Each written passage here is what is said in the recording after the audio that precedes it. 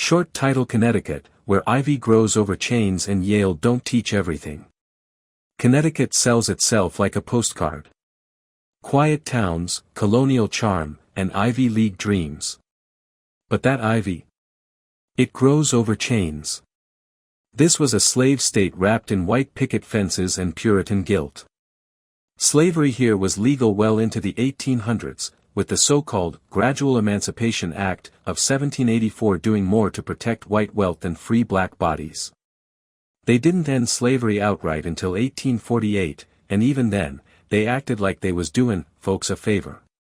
Yale University. Built on slavery money. The endowments, the libraries, the marble floors, all made smoother by black hands that never got credit, let alone compensation. Professors taught Enlightenment ideals by day and went home to people they owned by night. The contradiction wasn't hidden. It was policy. New Haven, Hartford, Middletown, they all had slave markets, and many of those white families got rich off the Caribbean trade too. Connecticut didn't just enslave folks locally.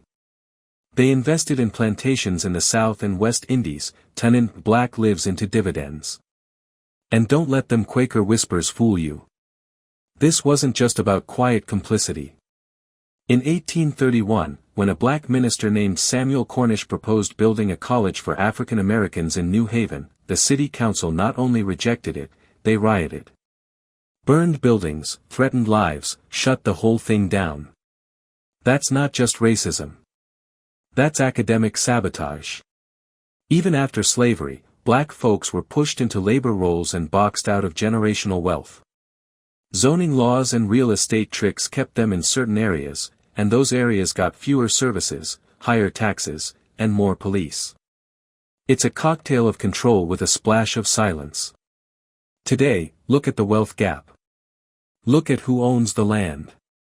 Look at who gets into Yale and who cleans it.